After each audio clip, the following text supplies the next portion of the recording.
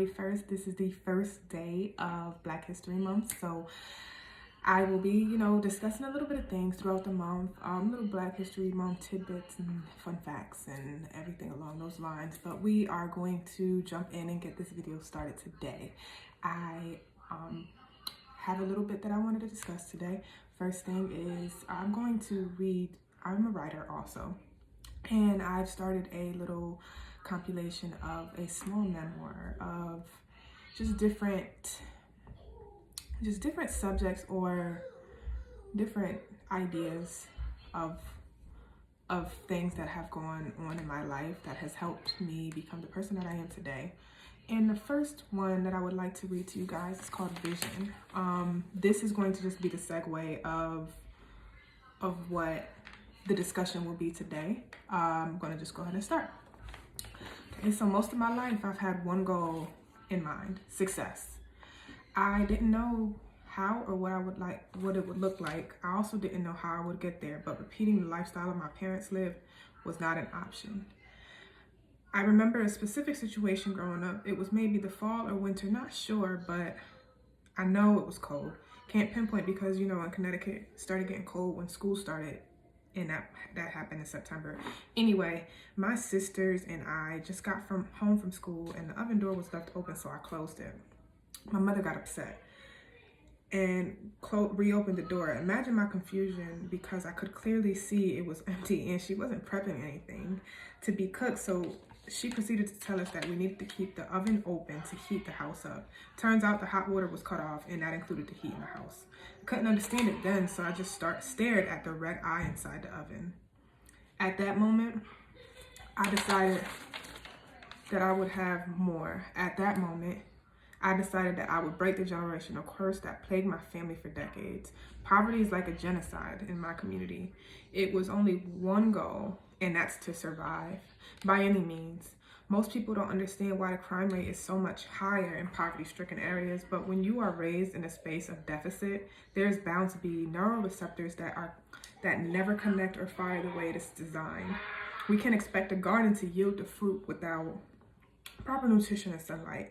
How could we expect to yield upstanding, law-abiding citizens without the nourishment and nurture necessary? It's almost like the sun shines differently in the hood. We see it, but we can't feel the radiance of the rays of the sun can actually produce. So you see, we all need an energy source in order to grow and live, and most of us are merely existing and aging. Our seeds never blossom. Okay, guys, so I would like to kind of just go off of that with highlighting that we in the Black community, the sun does shine differently, and people who understand that lifestyle will completely understand what I mean. It's like a gray dull tint. It's like we see the blue skies, we hear the birds chirping, but we don't appreciate it. We're not in a place to just appreciate nature, so it's like we don't have that luxury. In situations like that where we're in jeopardy of having utilities cut off, like water, like lights, like heat. It was in the middle of the winter, and we kind of had to heat up we had to boil water to take baths with.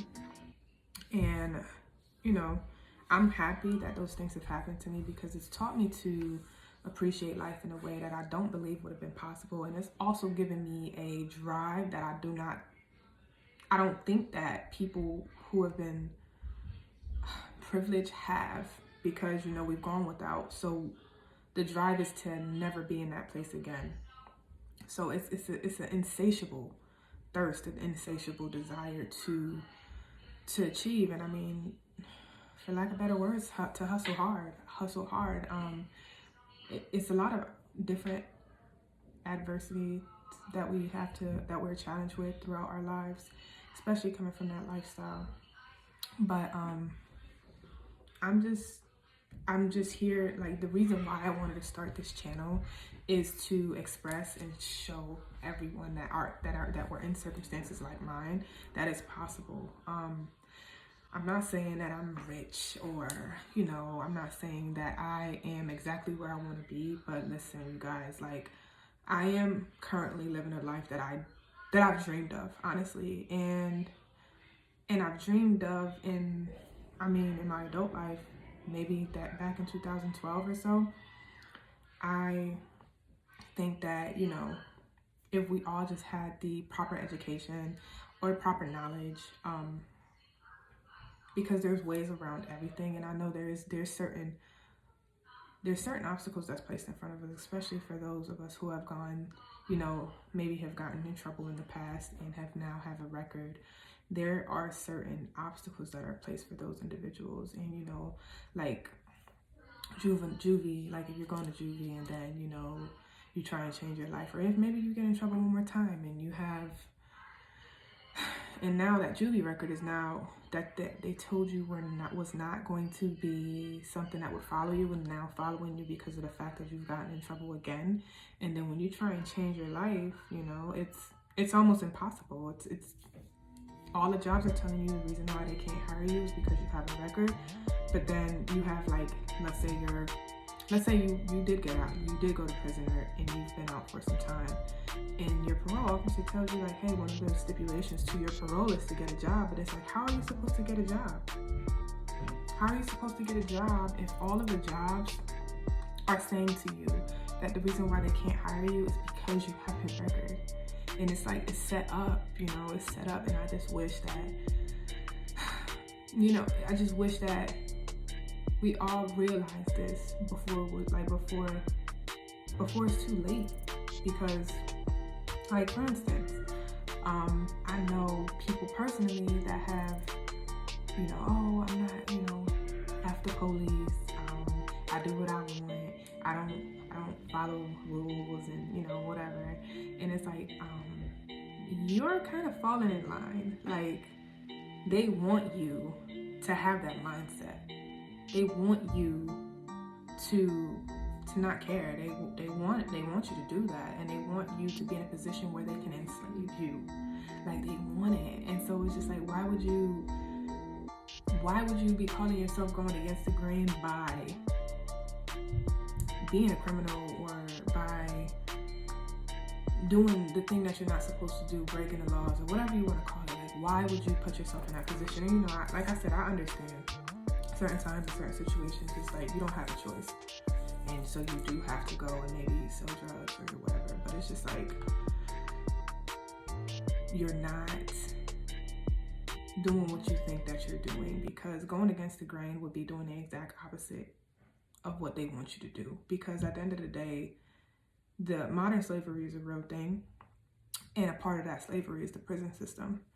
And so part of that slavery is poverty, so it's just like, and I mean, like I said, I'm one of these people, like, I had a child very young. My first child was at 19, and I was poor, and I didn't want to admit it back then. Like, I remember, and it was two things. Like, I remember when I first got pregnant, in my head, I'm grown because I'm over 18 and I'm living on my own and I'm paying my own bills, and, I'm in college and I'm in a new state by myself. You can't tell me anything. But it's just like, they still wrote on paper that I was a teen pregnancy. They still wrote that on paper. They didn't care what my living circumstances were. They didn't care that I was paying my own bills, that my family wasn't here with me. Like, they didn't care. I was still classified as a teenage mother. And that took years for me to admit. And it took even more years for me to admit that I was in that poverty line. Like, because I wasn't getting Section 8, I felt as though I was better, or I was above that, or whatever. But I mean, at the end of the day, that's classified by income. And I mean, I was making maybe $10,000. I remember it so vividly, you guys. Like, I worked so hard this one year, and I was working at the hospital, and I worked so hard. I mean, I was working 5-6 days a week. I was working 12-hour shifts. In my head, while I was getting checks and stuff, I'm making money. Like, you couldn't tell me I was doing everything that I wanted to do. But guess what? That's the setup, because I was getting assistance from the government. I was. And I spent however I wanted to spend money, but I wasn't doing anything. So it's like, yes, I bought the bottles that I wanted to buy, and I got drunk when I wanted to get drunk. And, you know, I went to any party that I wanted to go. And if I wanted clothes, or if my son needed clothes, then I bought clothes for all of us or whatever. But when I got my W-2 at the end of the year, I was just like, you know, I'm moving on up. I made $25,000, And again, I'm moving up. I made $25,000, okay, first. But anyway, and then I got my W-2, and I made $10,122 in a year, okay? In a year, 12 months. Do you know how much? I made less than $1,000 a month. It's 12 months in a year. I made $10,000 in a year. I didn't even make $12,000.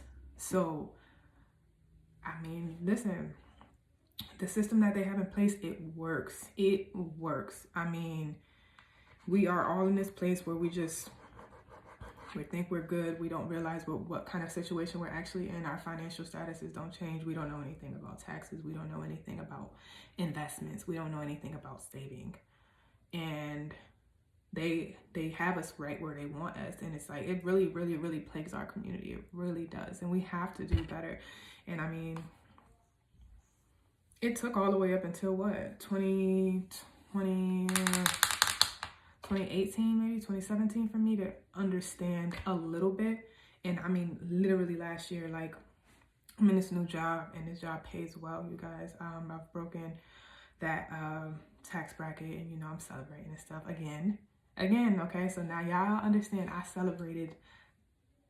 attempted to celebrate, excuse me, because I didn't make $20,000 that year, but I did celebrate the idea of making $20,000. So just imagine when you break that 6-figure barrier, something that, first of all, I thought I would be rich when I got here, but like Biggie said, you guys, more money, more problems. So the more money you make, the more money goes out. Everything, like, the government assistance is no longer a factor.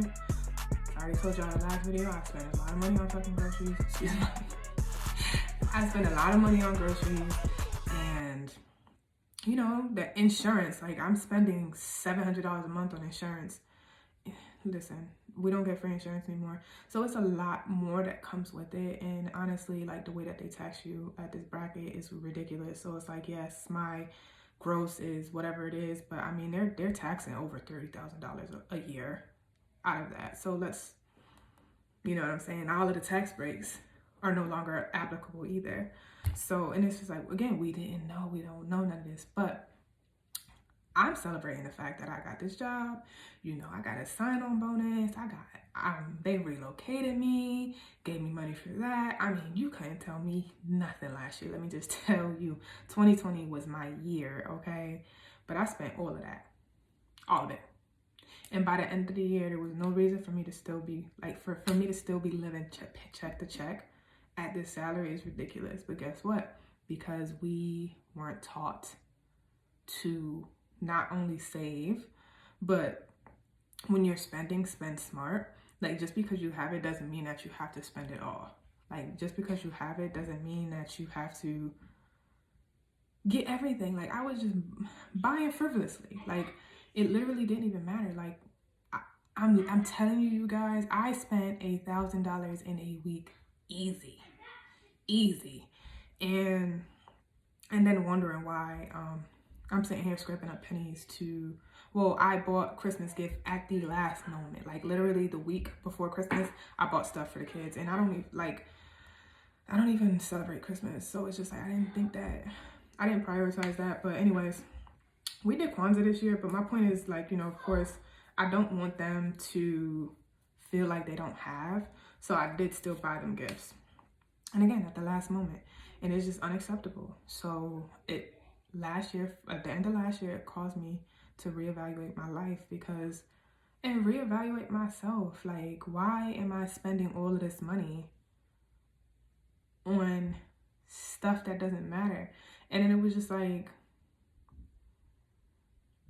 what was I trying to prove? But then it was just like, oh my gosh, I have all this money and I can do all these things that I've always wanted to do. So I need to spend it. And it's unacceptable. We're making 6 figures and living paycheck to paycheck. So needless to say, I have changed that, and I know y'all looking like, okay, well, December was just 2 months ago at this point, but I have made a major difference. It has made a major difference. And now I've realized too the importance of not only reevaluating my life and how I view money and how I spend money. We need to start valuing the penny. Like let's compare and contrast what's the difference between the rich and the poor. The poor has no value in money, whereas the rich, they value every penny. So now I am teaching the kids how to, first of all, I'm teaching them about what currency is, and now you know the Bitcoin is a factor now. So I'm also teaching them about Bitcoin and cryptocurrency, investing, saving. And actually, you guys, I don't know how many of you have kids, but what I'm doing is I do have a nonprofit, and so what I'll be doing is kind of writing off, paying my kids a salary of, basically what the law is that you can pay your children up to $12,000 a year without it being taxed, and it can be a write-off on your taxes, but it's tax-free for them. So what I'm doing is basically they'll be doing chores, you know, like our kids, we all had chores, but I'm also paying them a salary to do so. And I know most people are like, well, wait a minute, that doesn't make any sense. Like, why are you paying your kids to do the things that they have to do? But the purpose is to, first of all, teach them the value of money early. Teach them the importance of saving early, because the stipulation is that out of the money that they get, they can spend half, but they have to save the other half. So I mean, it's only $20, guys, let's be honest. It's only $20 a week. So out of that $20, they can save, they can buy $10 worth of whatever they want, or they can save it to get to whatever they want. But that other half has to be saved, has to be invested into something. And of course, it's like a mock investment, but at the end of the day, it's going to still be an investment, and I'm going to invest it into their savings accounts. And you know, it starts with us. We have to teach our kids better. We're still learning ourselves, and that's it.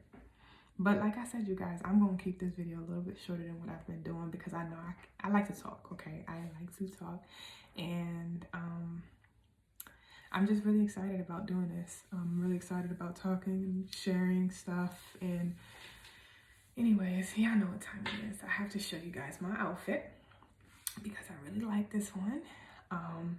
Been really focused. My workouts have been focused on like the waist and trying to give that hourglass emphasis on obviously on the waist and hip area. So let me know what you guys think, and don't mind my little boobs, you guys. I already told you I'm getting my breast done, so this is only for a little while.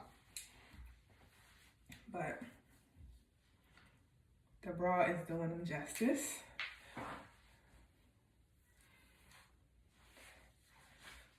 Okay. And this is a Shein top, but the bottom is Fashion Nova. So, this is a size small shirt.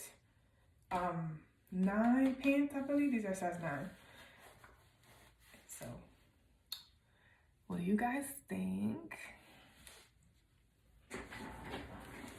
Anyways, all right, thank you guys for watching today. Let me know, like, I need ideas. I have like a whole little, I'm good for like a week maybe, because I do have these things that I want to read and kind of get started with the conversation. But I need ideas, guys. What is it? Name something that you want to see. I'm excited. I'm here for you guys. You know what I'm saying? I've kind of been through almost anything you can think of, and as time progresses, I mean, I'll expose those things to you slowly but surely. But I've been through some things, a lot of things. And so, and follow me on Instagram, guys. Instagram is Genius. It's a play on genius, if you guys didn't know. But follow me there. And like I always do, it's my little closeout. I'll sprinkle you guys, with my little powers. And blessings to you all. Thank you.